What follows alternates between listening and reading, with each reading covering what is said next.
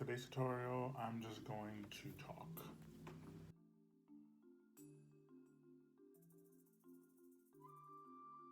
Hi friends, welcome back to So Obvious. I'm Apollinaire. So usually I try to make sure I tape my videos a couple of days to a week in advance so that I can avoid running into problems like this where I don't have anything to upload on time.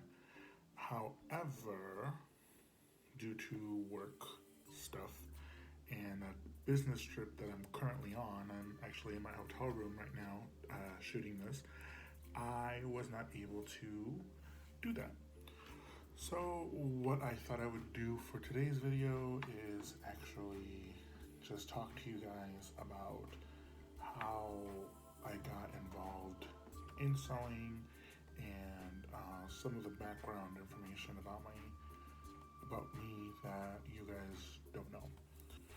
First and foremost, I have a bachelor's degree in fashion design from the Illinois Institute of Art in Chicago. I completed that program in 2013. Before changing my major to sewing, I was actually going to school to be an accountant. But then about a semester into schooling, I decided that even though I was good at math, I didn't want to do it for the rest of my life. I had always been kind of an artistic kid, and I wanted to do something with art, but I didn't know which way to take my passion.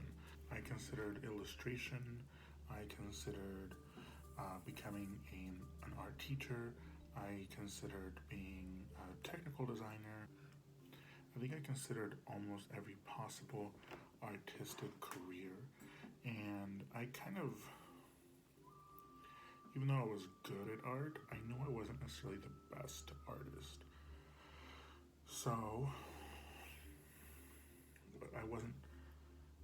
that's why I initially chose accounting, but I just knew that at the end of the day I wasn't going to be happy with that. To be honest, fashion design wasn't really my top choice when it came to choosing a career, but I knew that it was an artistic type of career, and it was actually a skill that I could use either for my own personal use, or even if I didn't become a designer, I could always alter clothes for other people for extra money on the side. And now I can do it on YouTube as well. So it was kind of like artistic fulfillment while learning some sort of vocational skill that I could use in the future. As you can all clearly see, I'm a very big and tall guy. So I never really felt welcome in the fashion industry, and therefore when I was growing up, I didn't really care about anything to do with fashion, just because my mentality was they don't care about me, so why should I care about them? So the artistic medium I would use to kind of do anything artistic was usually sketching, painting. I'm not that great of a painter. Sketching, painting, watercolor, that kind of stuff. But then I found myself as I got older that I was putting more and more details and paying more attention to the clothing that some of the characters that I was sketching or drawing were wearing, or I was kind of becoming more interested in fashion overall. Not necessarily in the mentality of joining the fashion industry, but just kind of paying more attention to it. When I went to school, one of my teachers said that the majority of fashion designers come from two camps. The first camp is people who grew up sewing. So if your grandma or your mom or whoever taught you how to sew, you may not necessarily have the artistic mentality behind it to create your own designs, but you can actually put them together. And then the other camp, and the second camp, was the kids who came from an artistic background, who have all the potential to design, but had no skills in putting them together. And that was the camp that I came from. And of course, she said that after the early 2000s, there was a third group, which was the Project Runway group, which is people who would watch Project Runway and then decide to become fashion designers after that. And unfortunately, for most of those kids who were part of that third camp, um, most of them didn't graduate from school, or at least didn't graduate from school with a fashion design degree. When I first graduated from school, my goal was actually to start my own company and eventually open up my own boutique.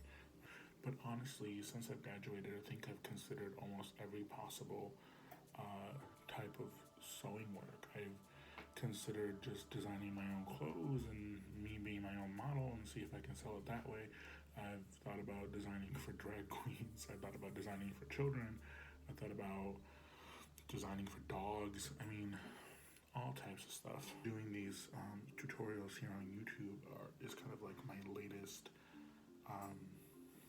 fashion design experiment. A lot of people always ask me what the defining moment or what the moment when I thought to myself that like I definitely want to join the fashion industry was. And I have to say for me, it wasn't really a moment, it was more of a process. I remember when I was in, I want to say my senior year in school, and one day like a 17 magazine showed up at our house, and it was one of those things like when you sign up for a magazine subscription, you can sign up a friend. Someone signed me up. I don't know who it was.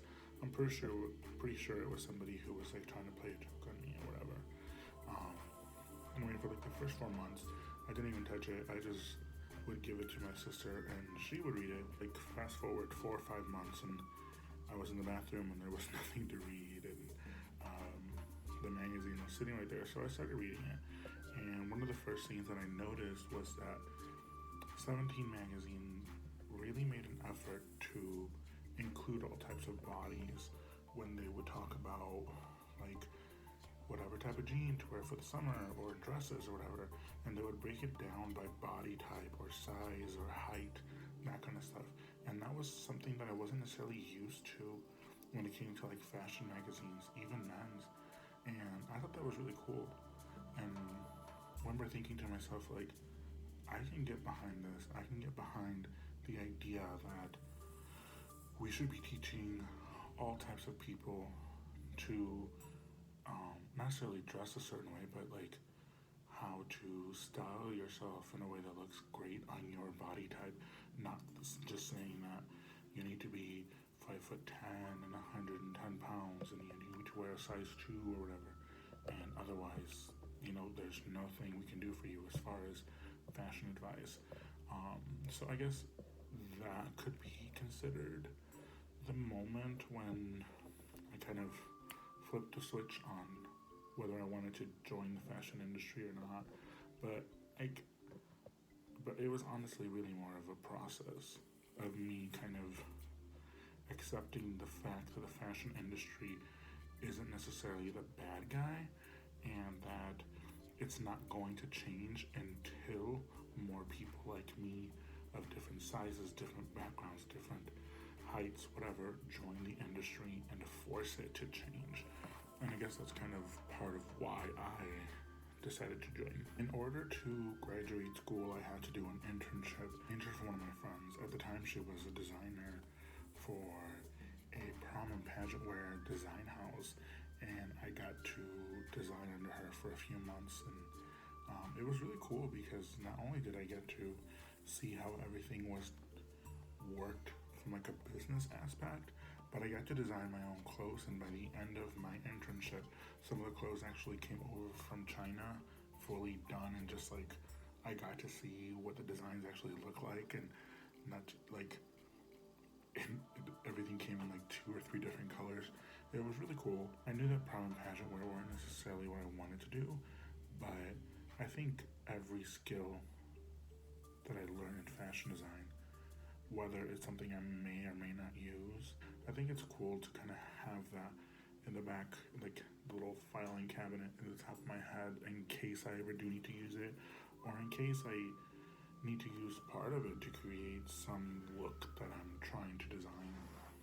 Shortly after I graduated from college, I was actually part of the fashion show at the Drake Hotel, hosted by this company called Fashion Bar Chicago. It was my very first fashion show. Fashion Bar Chicago had kind of just started within like a year, and it was a really great experience. It was really fun. I got to meet a lot of models and designers and a lot of photographers. I got a lot of great contacts from there. I'm gonna admit I had no idea what I was doing. I was very misguided as far as what I was designing, who I was designing for. Like, I had no idea. I was just kind of putting garments together and trying to make sure they look somewhat like they belong in the same collection. It's one of those things where it's like, at the moment, I was so excited, like, oh my God, I'm doing it, it's great. I'm doing it. I'm being a fashion designer so hard right now. And I look back at it and I'm just like, bitch, you didn't know shit. You had no idea what you were doing. You were just kind of running around hoping that whatever you did worked out. But it was really fun, and it was really just a great experience overall. Shortly after the fashion show, I got a job at one of the local fabric stores. They were looking for sewing instructors, and I signed up and did it. It was really cool. Unfortunately, I didn't make a lot of money doing it, so I didn't really do it for very long. But it was,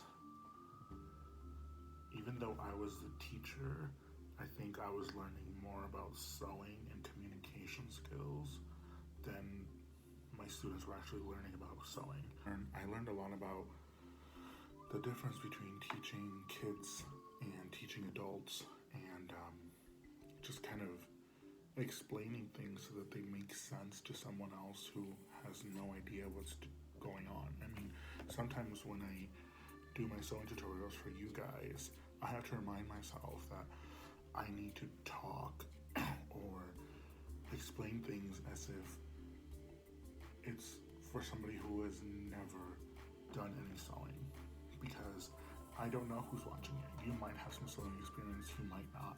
And if I explain everything to you in a way overcomplicated manner, then why would you come back if you can't understand anything I'm saying?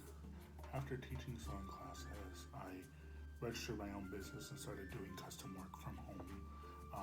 It's still not enough to support myself because I have a full-time job, which is why I'm in this hotel right now, because it's for work.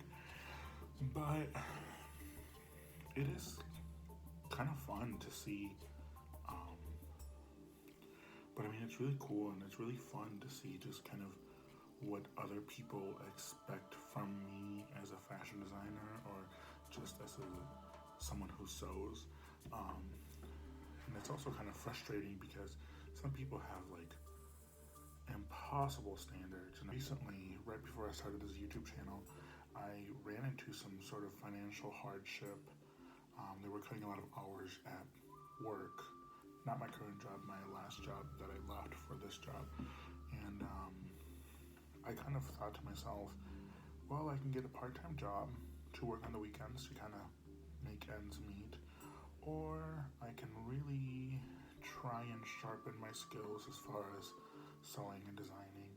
And one way that I thought would be a great way for me to do that and for me to hold myself responsible to make sure that I do it all the time is by doing a YouTube channel, because if I get followers and people who watch and who want to see it all the time, then I have a reason to continue to make these videos. That's really, I guess, what I'm hoping to achieve through this channel, is just to find a group of people who are interested in learning what I have to teach, and just making sure that I teach you guys to the best of my ability. Alright guys, well, that's all the time I have today. If you like today's video, make sure that you like, comment, share, subscribe, and ring the bell. You can also follow me on Instagram on @apolylook. There I post some of my current projects and any upcoming videos that I will have on here. If you didn't like the video, I mean, I don't blame you. It was just me talking for like 10 minutes. And honestly, talking to you, I got bored myself. So, okay, bye.